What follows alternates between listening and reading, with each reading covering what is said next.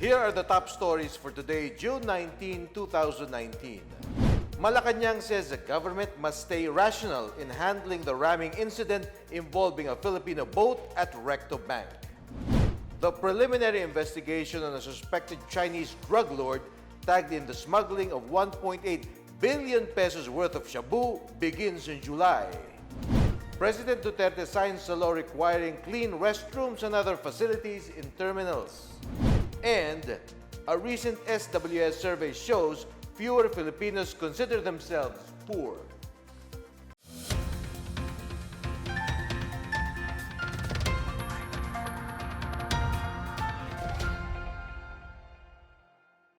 Good day, I'm Rom Dulfo. Welcome to the PNA Newsroom. Our top story, Malacanang appeals for calm amid rising emotions over the incident in Recto Bank where a Chinese vessel allegedly rammed a Filipino fishing boat and left its crew at sea. The palace insists that an investigation with China is in order, even as the government asserts its sovereignty. More on this from Miguel Hill. The Philippine government must be rational in handling the recent Reed Bank incident, according to Malacanang on Tuesday. Presidential spokesperson Salvador Panelos said in spite of the sentiments of the Filipino people on the issue, they must not be swayed by emotion. Panelo noted how so-called pseudo-nationalists have politicized and exploited the latest incident to lambast President Rodrigo Duterte. He maintained that a fair and impartial investigation is in order for the government to appreciate the facts of the incident and evaluate its proper course of action on the matter. Panelo dismissed Senator Joel Villanueva's recent statement saying the government is in a state of confusion on handling the issue. He said the executive insists that the issue of sovereignty is non-negotiable and that foremost in their mind is to serve and protect the interests of the Filipino people, including the 22 affected fishermen. Panelo said cabinet members simply clarified matters in relation to the issue. Meanwhile, Panelo said he will suggest that the joint investigation should be done by the Philippines and China on the incident. He said the Philippine government is waiting for the results of the probe made by Philippine authorities as well as the respective results in the separate investigation being conducted by China. For the PNA Newsroom, I am Miguel Hill.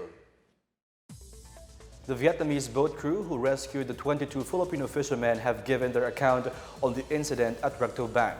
In an interview with Vietnam news site VN Express, boat owner NGO Van Thang shared his conversation with Captain Nguyen Yan Tam the night his crewmen rescued the Filipino fishermen.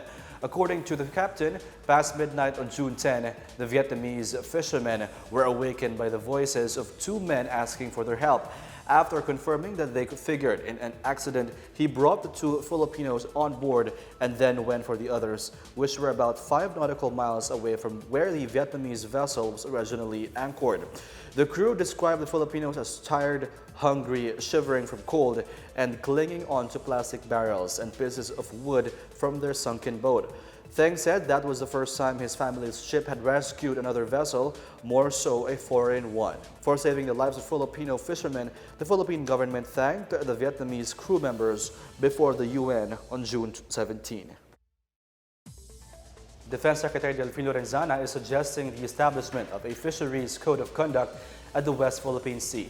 Lorenzana said this is to prevent a repeat of the incident that led to the sinking of a Filipino fishing boat at Recto Bank. He said he suggested for all countries with claims in the West Philippine Sea to participating in forming a code of conduct in the disputed area. The code will only cover fishermen from these countries and not military forces. The alleged collision with a Chinese vessel happened within the 200-mile exclusive economic zone of the Philippines, which is also the traditional fishing ground of nearby countries such as China, Japan, Vietnam, and Taiwan. The government has prepared a support package for the 22 fishermen whose boat was allegedly rammed by the Chinese in Recto Bank. The fishermen are said to receive 11 fishing boats made of fiberglass with complete accessories, including engines and nets. They also got sacks of rice and a 25,000 peso soft loan at 0 interest payable in 3 years. These were distributed by Agriculture Secretary Manny Piñol at the San Jose Town Plaza in Occidental Mindoro. Malacanang earlier said the affected fishermen must receive compensation after the incident, even if an investigation shows that the collision was an accident. Earlier reports said the boat that was destroyed cost around 2 million pesos, while the catch they lost was worth about 500,000 pesos. The PhilHealth has revoked the accreditation of WellMed Dialysis Center and Laboratory Corporation following the fraudulent claims for dialysis services involving deceased patients. In a statement on Tuesday, the PhilHealth reiterated that it has stopped paying WellMed's claims prior to this action. The PhilHealth had renewed its accreditation to WellMed on January 1 this year. WellMed's accreditation expires on December 31, 2019. The agency reiterates that PhilHealth grants accreditation to qualified health care providers for them to participate in the National Health Insurance Program. Meanwhile, the corporation advised its members and beneficiaries availing of WellMed services to transfer to other accredited facilities to ensure continuous availment of their PhilHealth benefits. The Chinese national tagged by Senator Panfilo Lacson in the smuggling of 1.8 billion pesos worth of illegal drugs is set to face preliminary investigation next month. More on this and other news around the metro from Janice Cave. The Department of Justice has scheduled for next month the preliminary investigation on the criminal complaints filed against alleged drug lord Susie Jean alias Jacky Co and others in connection with the smuggling of 1.8 billion pesos worth of illegal drugs. The panel of prosecutors has subpoenaed the parties to the hearings on the case on July 5 and 10 and ordered them to submit counter affidavits. Shu and 16 others, including the consignees, were tagged by Senator Panfilo Lacson in the smuggling of a shipment of shabu which was busted in an operation at the Manila International Container Port Container Freight Station 3 last March 22. Meanwhile, the NLEX Corporation advised motorists to brace for heavy traffic due to the rehabilitation of the Bocaue River Bridge starting today, June 19, until September 7. In its advisory, the tollway operator said the bridge will undergo deck slab replacement and girder strengthening for the next 3 months. It added a counterflow scheme will be implemented at the expressway as needed. In other news, the Department of Labor and Employment is looking to start in 2 months the deployment of overseas Filipino workers to Japan.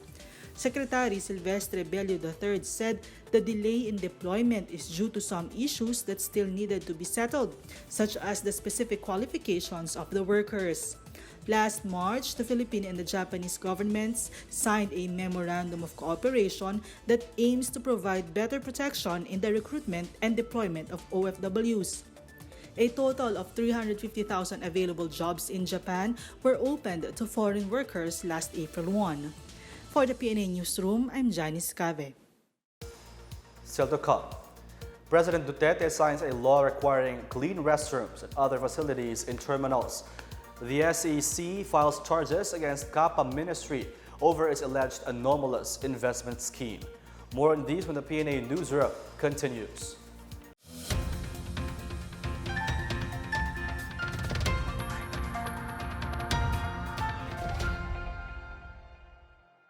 Ano ang Pilipinas noong 1960s? Noong 1960s, ang Pilipinas ay pangalawa sa may pinakamalaking ekonomiya sa buong Asya na sumusunod sa bansang Japan.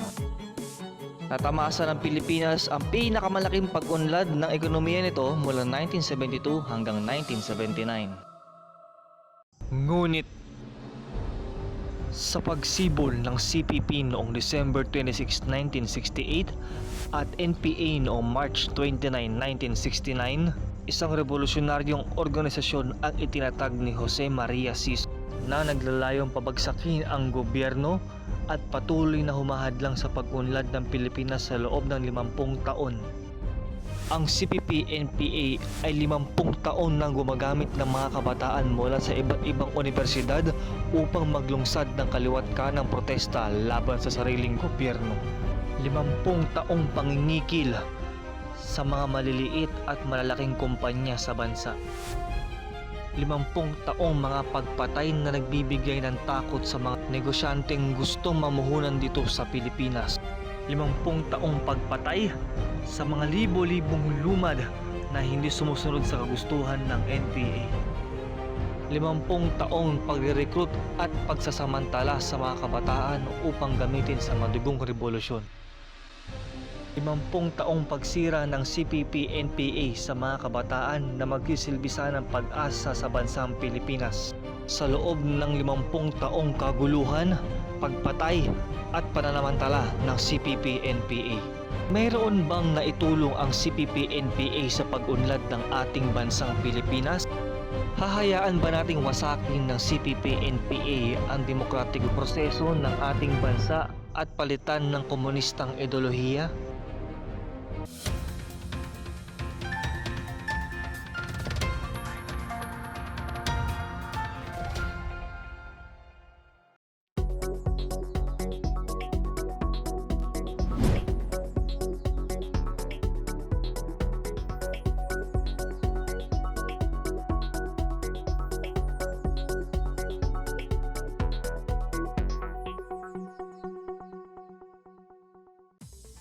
President Duterte has signed a law requiring clean restrooms, lactation stations, and free internet in all transport terminals, stations, and RoRo terminals.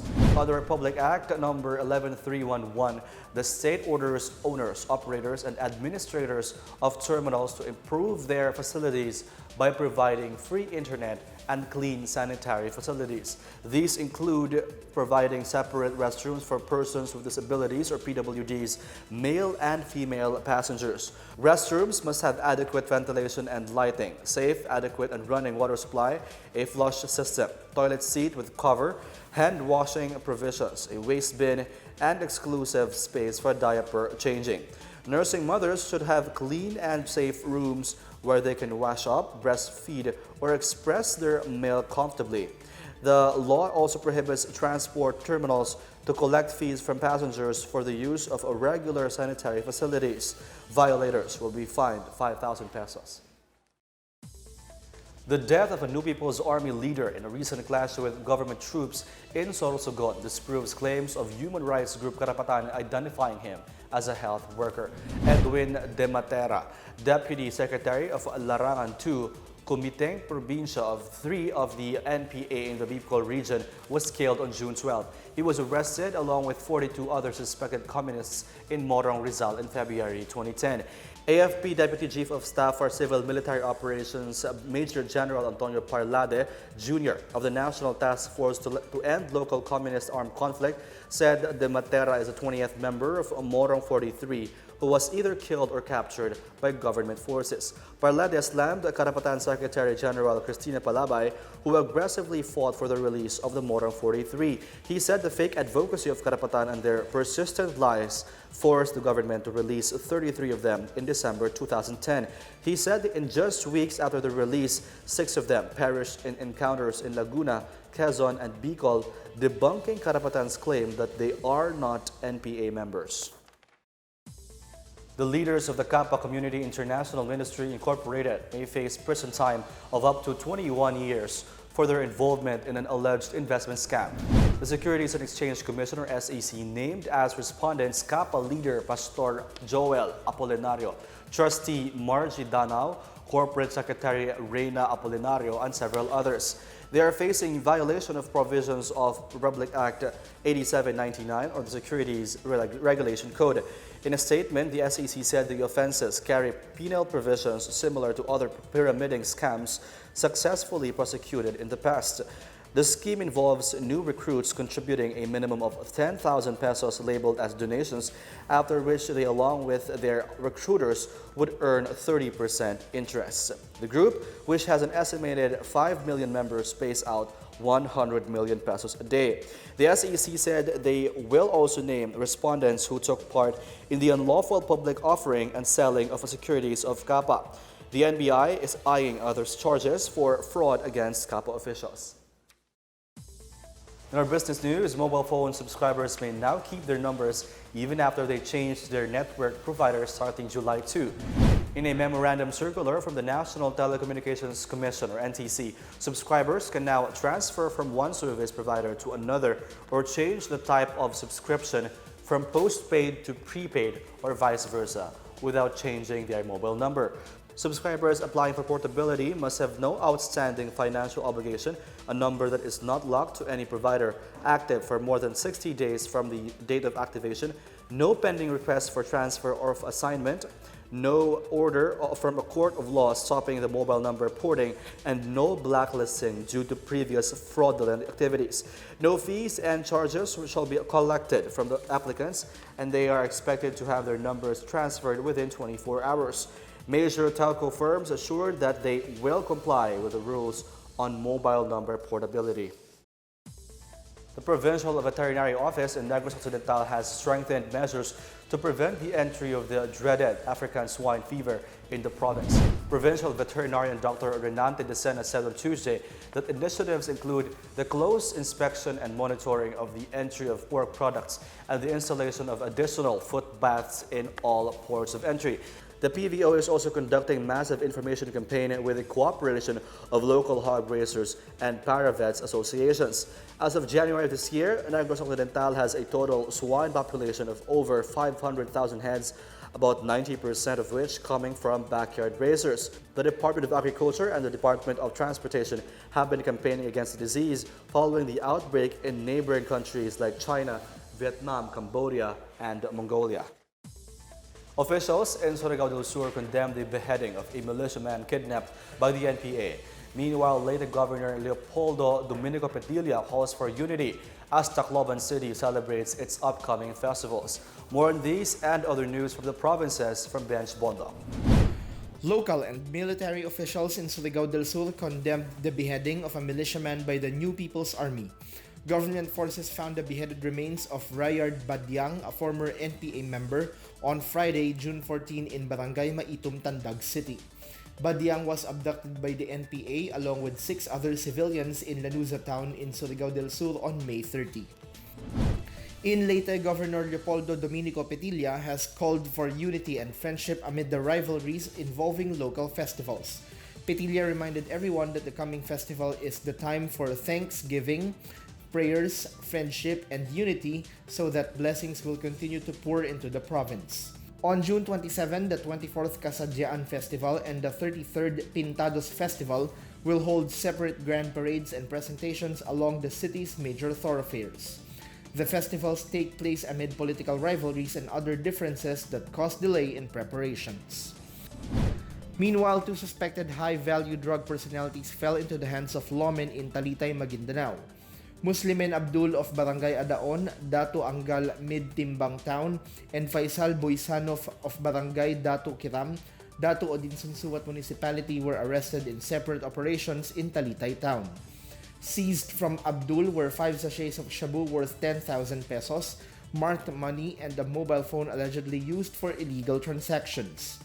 On the other hand, Buisan yielded 9 packets of shabu with a street market value of 9,000 pesos and a disposable lighter. For the PNA Newsroom, I'm Bench Bondo.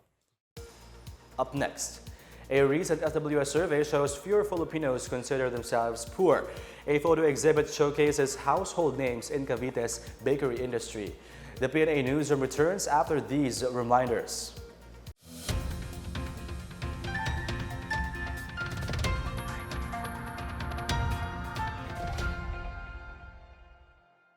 Ating suportahan ang NTF-LCAC ng pamahalaan. Ano nga bang NTF-LCAC? Ito ay National Task Force to End Local Communist Armed Conflict na naglalayong sukuin ang insurhensya, krimen at karahasan na gawa ng CPP-NPA sa pamamagitan ng Rule of Nation approach.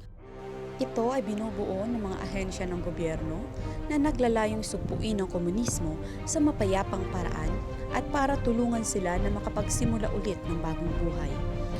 Pinapangunahan ito ni Presidente Rodrigo Roa Duterte at pinapangalawahan ng National Security Advisor.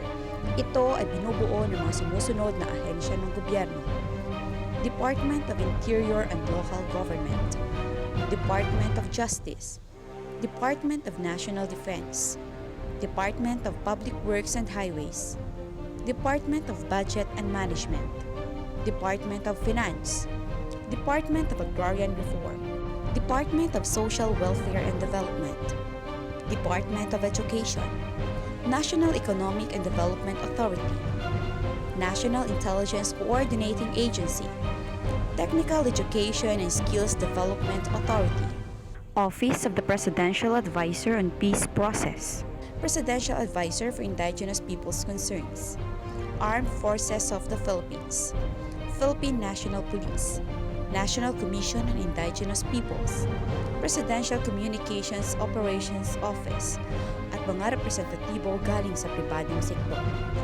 Magkakaisa at magtutulong-tulong ang bawat ahensya ng gobyerno upang tugunan ang ugat ng karahasan na nangyayari sa bansa. Kaya't halina't makiisa at maging bahagi ng NTF-ELCAC. Sama-sama nating wakasan ang mga panloloko at panggugulo ng CPP-NPA. Yes to ELCAC now!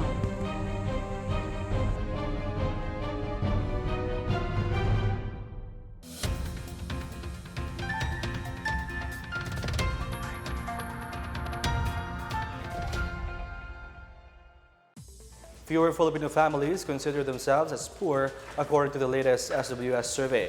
This brings the figure to a new record low of 38%, or an estimated 9.5 million Filipinos in the first quarter of 2019. In its survey conducted on March 28 to 31, SWS said 38% of the families consider themselves poor or mahirap, which is 12 points below the 50%, or about 11.6 million households in December 2018. The survey group said this new record of self-rated poverty rate is a continuing recovery from the 10-point rise within the first 3 quarters of 2018. Dengue has claimed 15 lives in Iloilo Province, according to the Provincial Health Office. Provincial Health Officer Dr. Maria Socorro Colmenares Quinon said the youngest fatalities were 2 4-year-olds from Concepcion Town, while the oldest was a 70-year-old female from Santa Barbara. Records from January 1 to June 13, 2019 also shows Concepcion has the most number of deaths with 4. Among the towns with the most number of dengue cases are Pototan and Pasig City with 261 each, Calinog with 181, and Concepcion with 176. Quinon said on Tuesday the province has activated the dengue brigade in schools where educators teach children to eradicate mosquitoes. Meantime, parents and guardians are again advised to seek early treatment at the first sign of dengue. In our foreign news, a magnitude 6.7 earthquake struck Japan's Yamagata prefecture late Tuesday night. The Japan Meteorological Agency revised the magnitude from 6.8 and lifted its tsunami advisories. The tsunami advisories were issued in places along the coastal areas of Yamagata, Niigata, and Ishikawa prefectures. The Meteorological Agency said there is no fear of major tsunami damage. The trembler occurred at 10:22 p.m. Tuesday local time, followed by several waves of aftermath.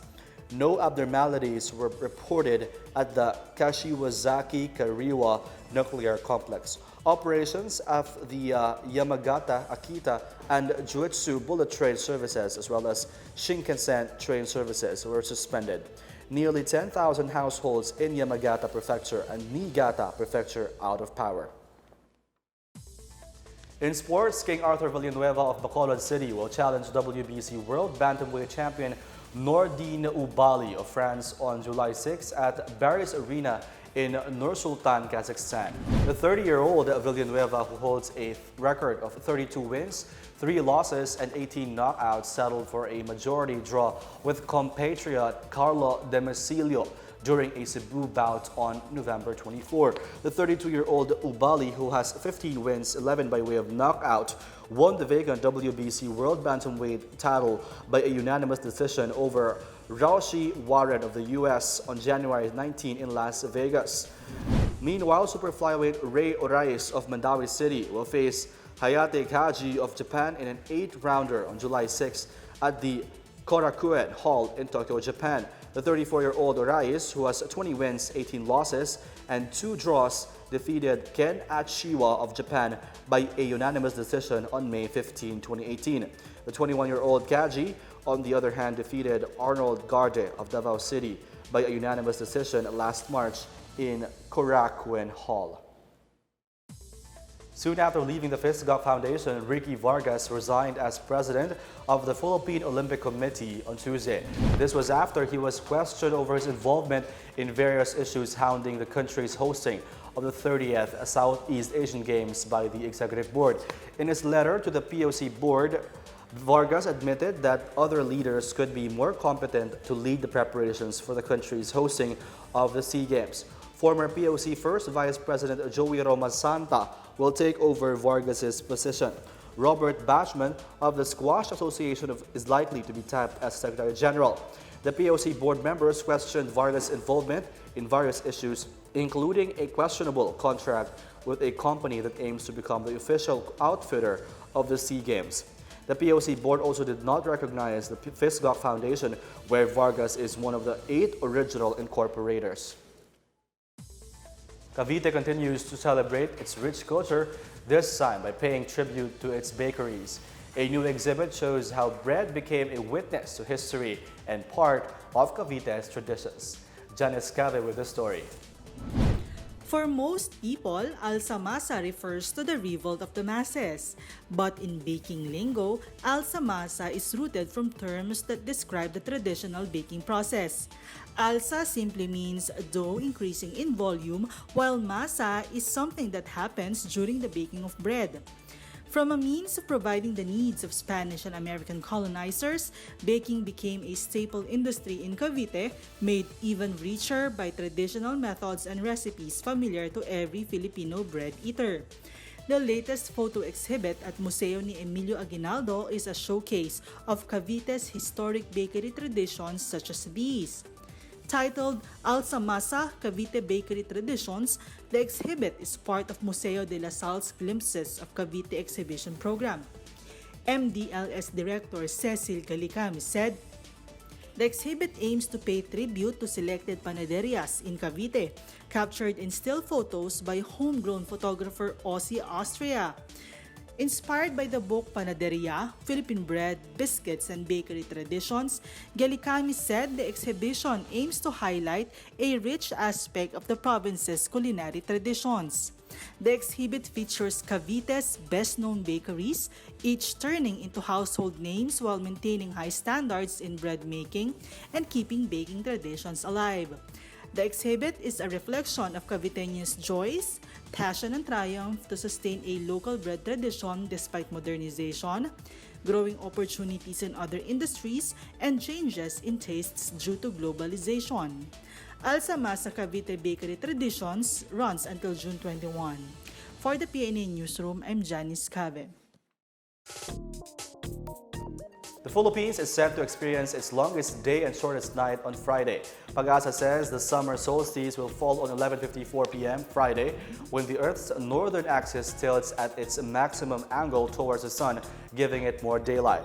On the other hand, the longest night or winter solstice is expected to fall around December 21. Meanwhile, let's check out the weather forecast for Metro Manila and the rest of the country.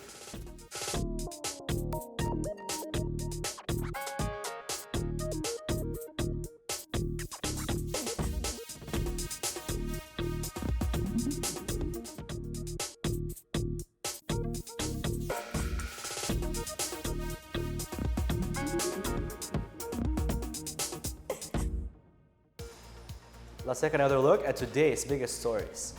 Malacanang says the government must stay rational in handling the ramming incident involving a Filipino boat at Recto Bank.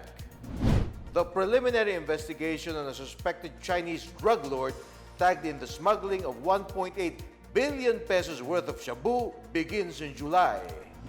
President Duterte signs a law requiring clean restrooms and other facilities in terminals.